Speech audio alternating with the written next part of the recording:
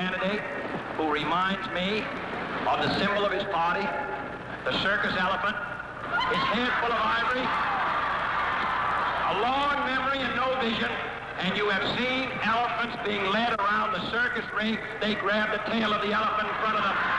And the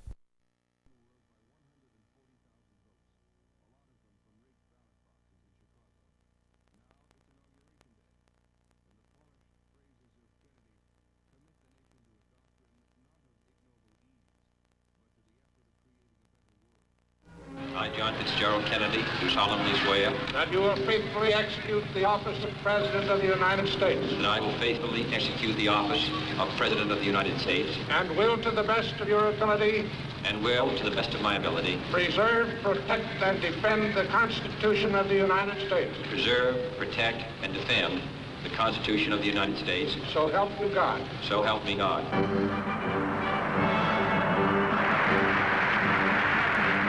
Let the word go forth from this time and place to friend and foe alike that the torch has been passed to a new generation of Americans born in this century, tempered by war, disciplined by a hard and bitter peace, proud of our ancient heritage, and unwilling to witness or permit the slow undoing of those human rights to which this nation has always been committed and to which we are committed today at home and around the world.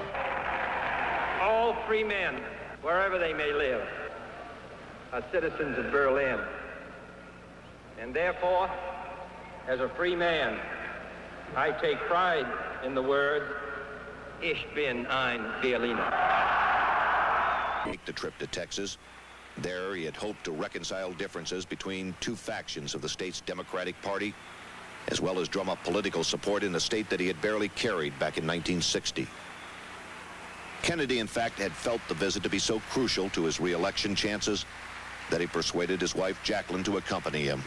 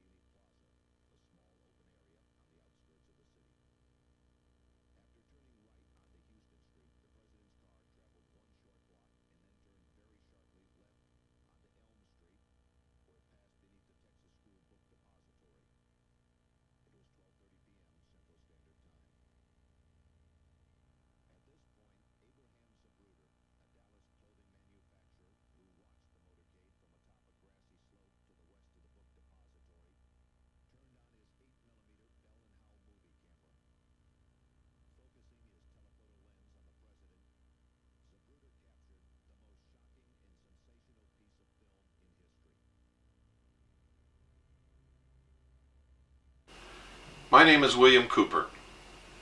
Between the years 1970 and 1973, I served on the intelligence briefing team of the Commander-in-Chief of the United States Pacific Fleet, who at that time was Admiral Bernard Cleary.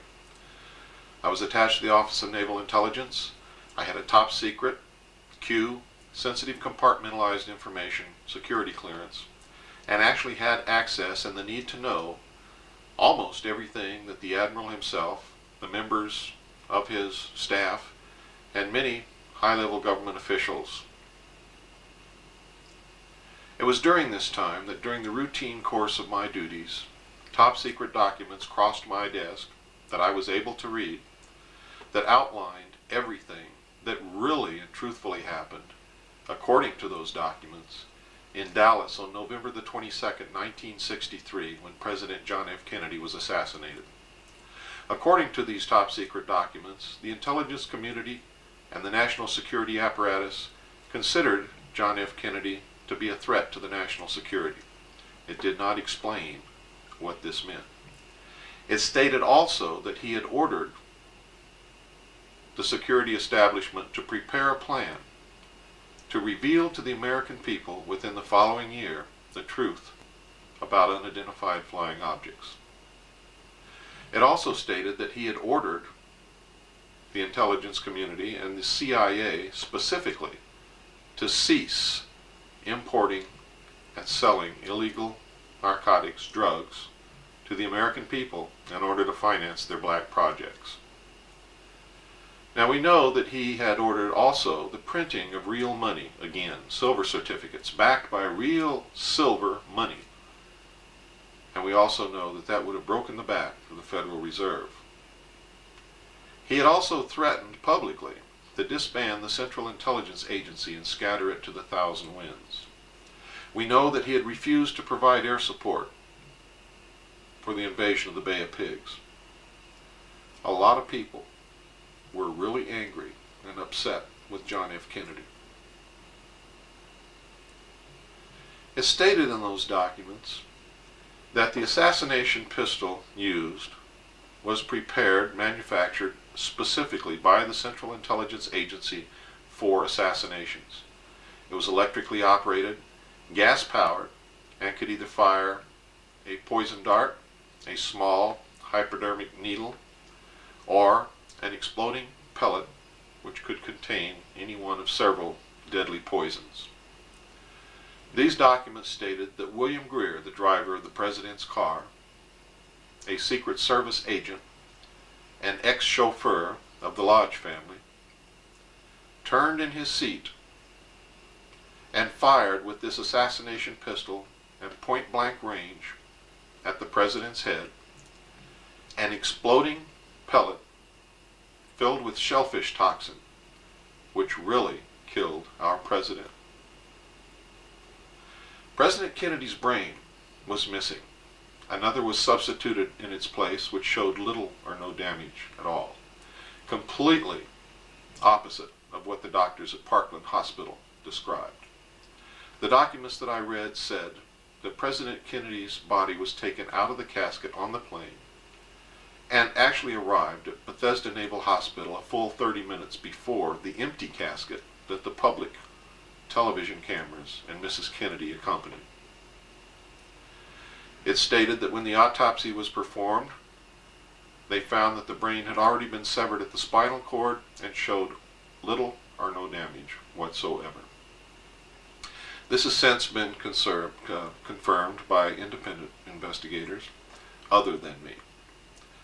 But I can prove that as far back as 1972, I told all of these details to several other people, one of whom I have disclosed publicly already.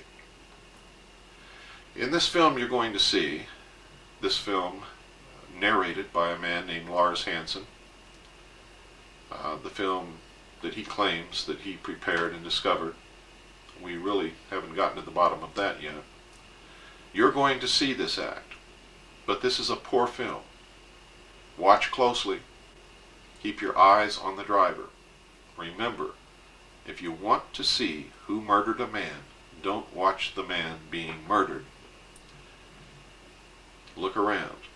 In this instance, keep your eyes on the driver. Now, if you don't see it in this section of the film, you're going to see a better film after this at some point. And then, before this video is over, you're going to see the most crystal clear, most beautiful copy of the Zapruder film you've ever seen in your life. And you're going to see, without any doubt, William Greer shoot President Kennedy and kill that man in Dallas.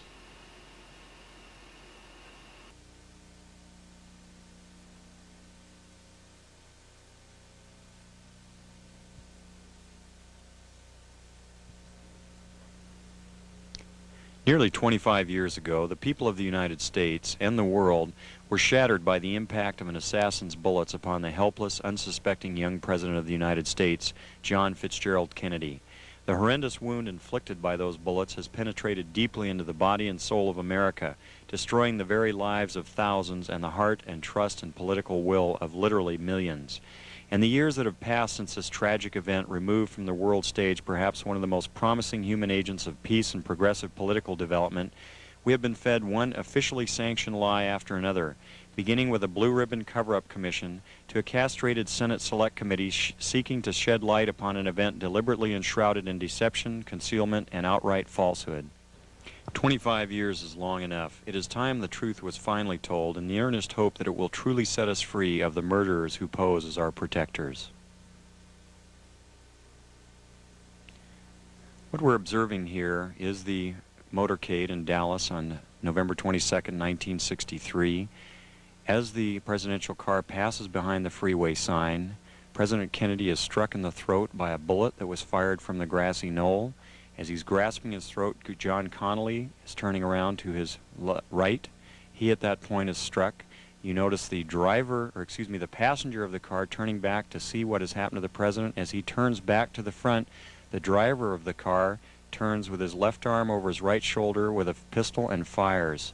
You see the 45 caliber nickel-plated automatic weapon in his left hand. He's firing over his right shoulder. You see it in relief. You see his head pointing backwards towards the president.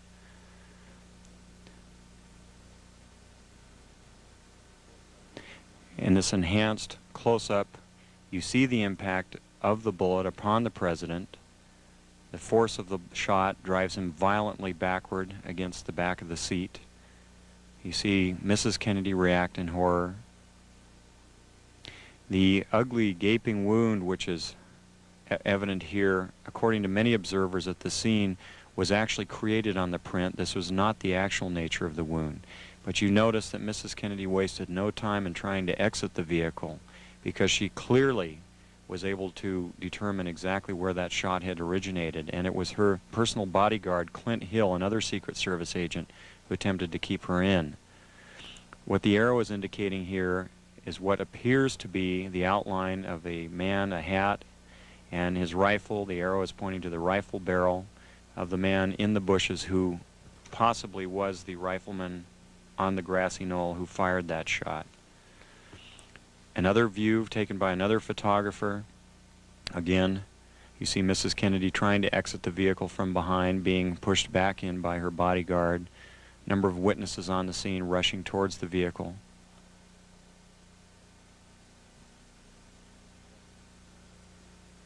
This section, the man standing on the far right of the wall there is Abraham Zapruder, the photographer who took the original photos. The arrow here is indicating what was very likely the rifleman on the grassy knoll, the man who fired the shot which penetrated Kennedy's throat from the front, not from behind as the Warren Commission would have you believe. Very interesting note also that the motorcycle policemen were told to remain behind the car at all times. Here you see the passenger in the front turning back, looking at the president. Instead of jumping back to assist him, he turns forward. The driver's now rotating. The weapon comes into view and he fires. You'll see this repeatedly in these sequences. Kennedy's been shot in the throat. He's leaning to his left. The driver now begins to rotate. His left arm comes over his right shoulder and he fires now. Again, you see the driver rotate. You see the weapon come into view. He's rotating again, the weapon is in view, he fires. You can clearly see his head turning and his arm and the weapon extending into view over his right shoulder. Many of the witnesses indicated that the car slowed almost to a virtual halt at about this point. And here in the normal version you see how much more quickly it is speeded up. It's much harder to determine. Many of the people who asked the question why Jackie Kennedy did not report this, it should be fairly evident that she wasted no time in getting away from the attacker. For those of you who were able to see it the first time out, pretty shocking, wasn't it?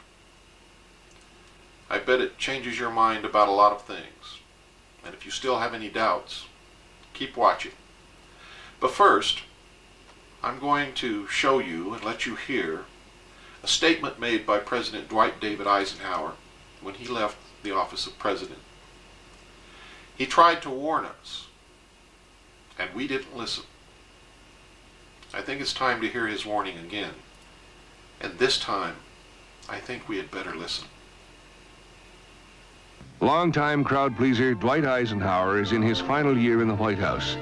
Much of the country is still satisfied with the father figure's easy grin, though he seems tired by now. He got the U.S. out of Korea, but the economy is a problem, and some are bored with his hold-the-line approach. There is a growing mood for change. Leaving office, he fires a broadside at 2 power centers that could destroy the world. In the councils of government, we must guard against the acquisition of unwarranted influence, whether sought or unsought, by the military-industrial complex. The potential for the disastrous rise of misplaced power exists and will persist. I know some of you remember hearing that. I know that many of you have never heard it and didn't even know about it. And if you hadn't seen it on this video, might never have known about it for the rest of your life.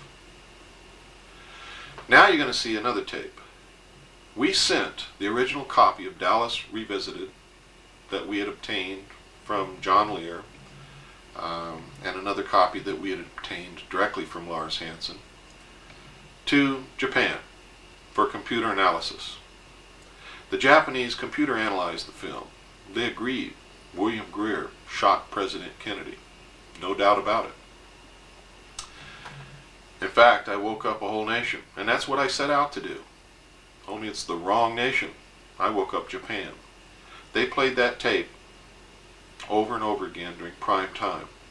The whole Japanese nation knows now who shot President Kennedy. They sent me back a color copy. Now, the color copy is better, much better than Dallas Revisited. But it's still not the best. But one thing that will help you, the act is circled, and they outlined what they found by computer analysis. So you're going to be able to see it a lot better this time around. Remember, keep your eyes on the driver. 一発目が発射された直後、画面右端の運転手が振り向き、肩越しにピストルで撃つのが見える。画面の右端に見える運転手の動作に注意するとわかる。ハンドルを握った右腕越しに左手でピストルを突き出している。もう一度見てみよう。間もなく運転手の頭が後ろを振り向くと同時に肩のところに白く光るピストルが出てくるのが見える。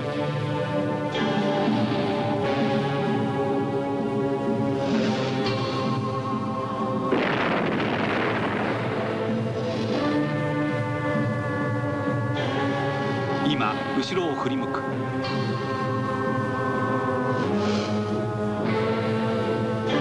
同じシーンを何度か繰り返してみるとよくわかる。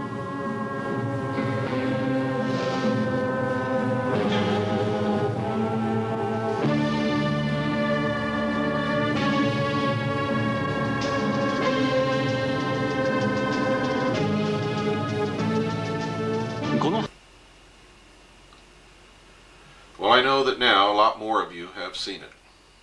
A lot more than saw it when you watched the original black and white Dallas Revisited at the beginning of this videotape. And I bet there's some wet eyes out there. You've probably gone into the Kleenex box or into your pocket for a handkerchief. Don't be ashamed and don't be embarrassed. It never fails to bring a lump up in my throat. And for the first couple of years that I showed these tapes, I had tears in my eyes too. It's a very emotional experience. I've been trying to wake up America for 4 years. I'm making some progress, not enough. A lot of people have severely criticized me because I didn't have evidence about the gun and I didn't have evidence about the shellfish toxin.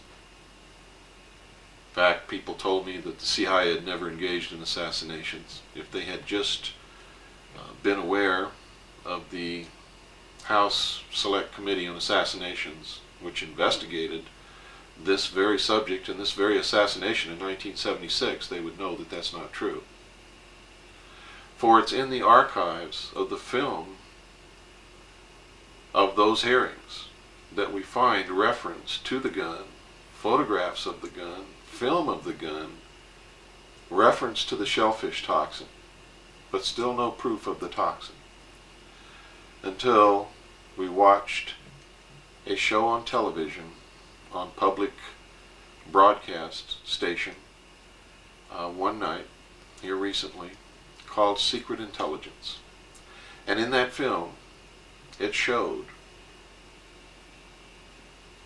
a PhD doctor, Hanel is his name, explaining and showing where and how they manufactured shellfish toxin to be used in assassinations at Fort Detrick, Maryland, under the supervision and control of the Central Intelligence Agency.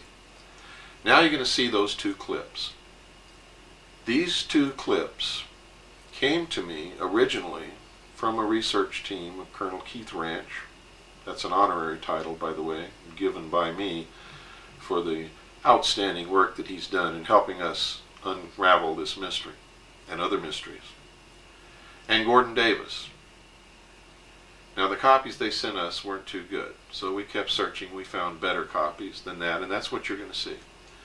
Now you're going to see the gun, and you're going to see proof that they used shellfish toxin, and that the CIA had both of these in their possession.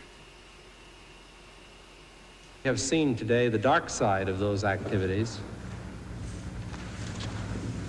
where many Americans who were not even suspected of crime were not only spied upon, but they were harassed, they were discredited, and at times endangered. Frank Church headed a Senate committee probing the intelligence community. Church took an open approach that some of his colleagues questioned. Where does the public's right to be secure override the public's right to know about something? Because in informing the public on a very sensitive matter, you're also informing the potential enemies of the United States. So I think you run into a philosophic conflict there. And I err on the side of protecting the security of the people. For 30 years, Congress had turned a blind eye to intelligence. Now senators competed for the national spotlight as the intelligence hearings went public. Every television camera in town was there, and it was really cranked up for a great show. I was told to bring this gun that we had developed and never used on people. My counsel, a very splendid guy who was with me, he said, look, don't you get near that thing. If it has to be handled, I will handle it. Have you brought with you some of those devices which would have enabled the CIA to use this poison for? We have indeed. For killing people?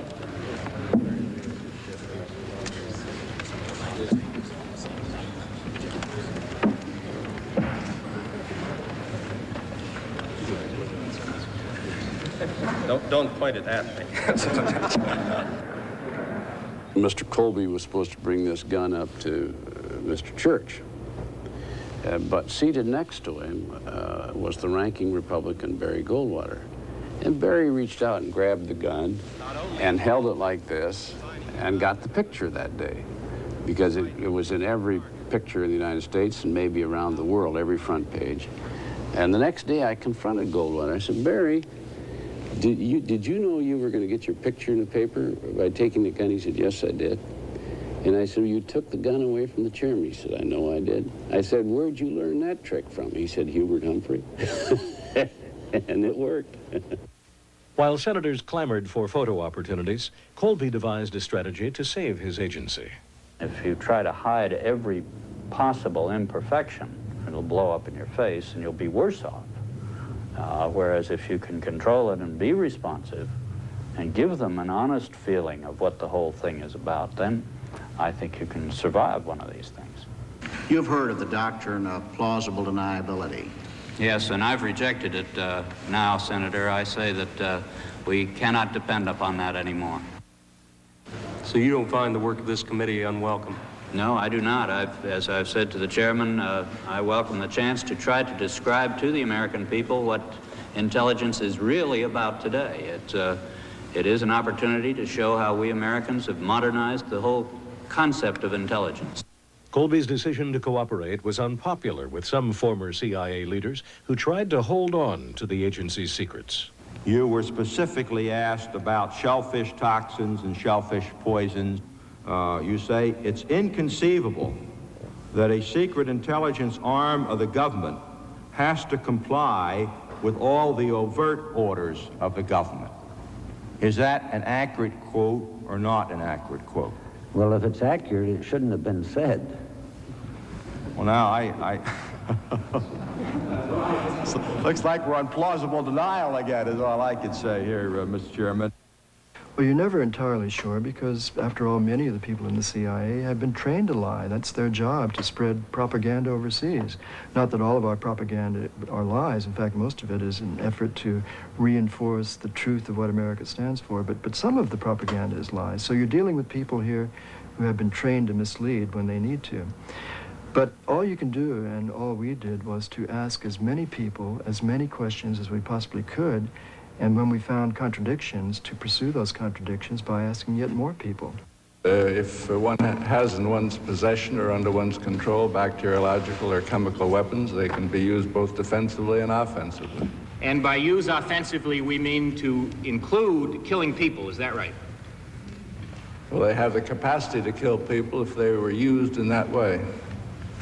Unrestrained, illegal, secret intimidation and harassment of the essential ability of Americans to participate freely in American political life shall never happen again. And suddenly it all began to roll out. The IRS was targeting thousands of Americans for tax investigations in order to chill the activity on their part that they didn't like. The U.S. Army was conducting surveillance of civilians in civilian life. There was a whole pattern of this running throughout government. And it was, of course, once you saw what was going on, it was a shock. We saw the tip of an iceberg that could have destroyed American liberty. Methods for assassinating Castro already existed. This is Fort Detrick, Maryland. This once secret facility was home to CIA experiments with drugs like LSD. It was also an armory for the agency's executive action capability, a program begun under the Eisenhower administration for disposing of unwanted foreign leaders. Some of the plots called for lethal poisons that were manufactured here. Dr. Everett Hennell, a microbiologist at Fort Detrick for 3 decades, worked in association with the CIA. These are what we call Class 3 cabinet systems. They're gas-tight systems for working with almost complete safety with any infectious diseases, toxins. Things such as the shellfish toxin are very toxic indeed, particularly when highly purified. And I understand that these could be placed on steel needles and fired with air guns into an animal and induce death almost immediately. So that they were apparently a very effective, or could be a very effective type of covert weapon.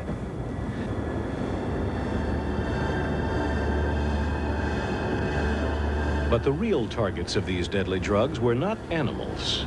Well, now that you've seen the gun, and now that you know that the shellfish toxin did exist, and that this weapon was capable of firing it in pellets or on needles, and killing animals and people, things take a more sinister turn.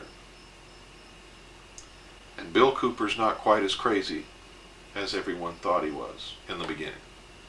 To show you the best copy that we have of the Zapruder film, crystal clear, sharp color. You can see everything that happens in that automobile and around it. Clear as a bell.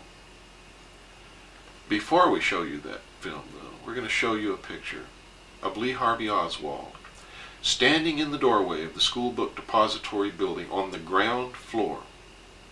And I'm going to tell you that the Warren Commission and the 1976 House Select Committee on Assassinations both knew about this photograph and rejected it. Then we're going to show you a picture of Oswald in custody wearing the exact same clothes. Exactly. No difference whatsoever. Now, because there are some out there who claim that the man standing in the doorway was a man named Lovelace or Lovelady, we did body measurement proportion comparison analysis between the man in the doorway and Lee Harvey Oswald in captivity. There is no doubt whatsoever, ladies and gentlemen, that the man in the doorway is Lee Harvey Oswald. Examine the photographs and you judge for yourself.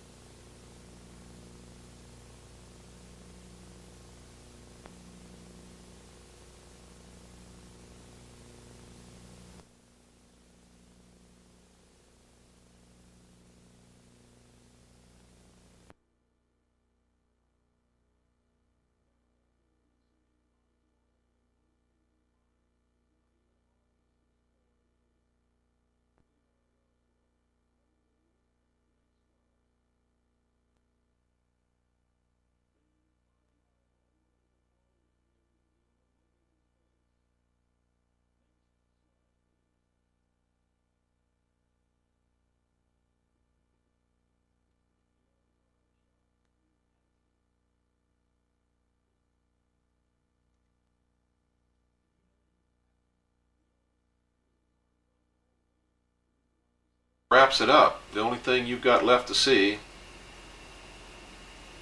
is the crystal clear, sharp, beautiful color copy of the Zapruder film that I'm now going to show you. It's going to knock your socks off, and it's going to prove to you once and for all that William Greer did shoot President Kennedy in Dallas. And for those of you who always thought that the weapon was a reflection of the sun on Agent Kellerman's head, I want you to notice that in this film, the barrel of the gun sticks out past the back of Kellerman's head by at least 2, maybe 3 inches. There is no doubt it is not a reflection. It is a weapon. William Greer did shoot the president. You can see him bring that weapon up across his chest, turn completely around in the seat, and fire at point-blank range as he's facing directly at the president. Then you can see him bring that weapon back down across his chest. You'll see him hump down, grab the steering wheel, as Agent Kellerman humps down also. And then and only then does the car speed out of the kill zone. You must understand when you watch this film, ladies and gentlemen, that these are trained Secret Service agents. The only people in that car who did what they were supposed to do was Governor and Mrs. Connolly. They got down on the floor. The driver of the car was not supposed to turn around, nor was he supposed to draw a weapon. He was supposed to get that car out of the kill zone as quickly and as efficiently as possible. The agent in the front seat was supposed to draw his gun, attempt to discover the assassins, and return fire. Neither one of those two men did what they were trained to do.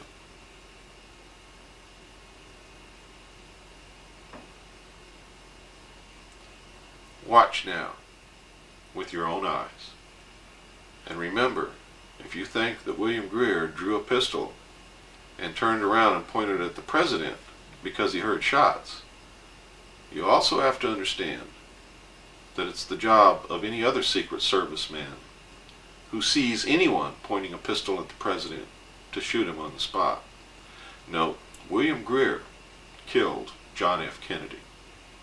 And here's the proof.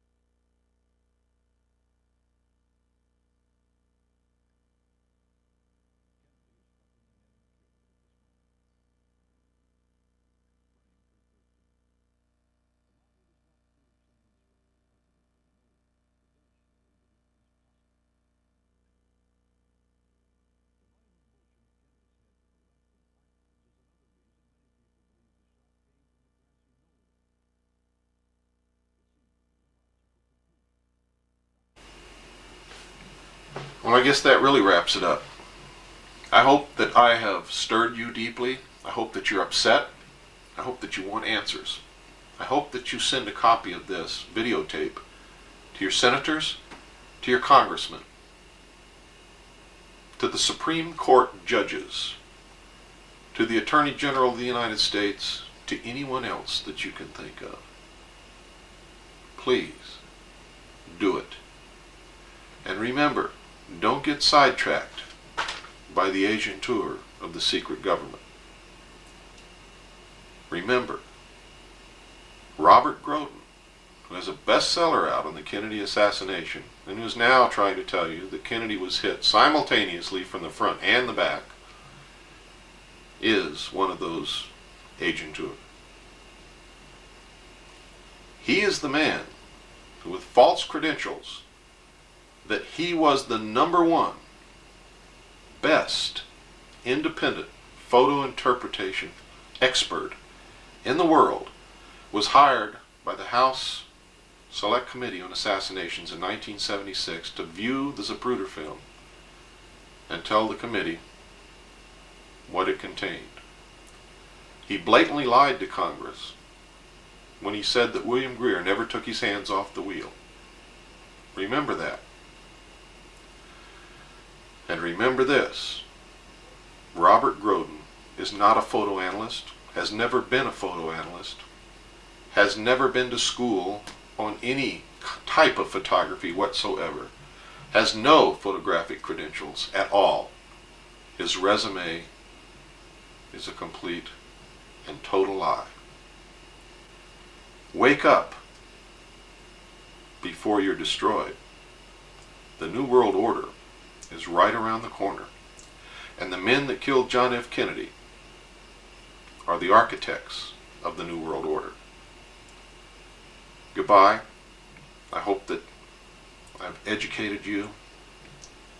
Please don't believe anything that I've said. Believe your own gut, your own eyes, your own research. And God bless you.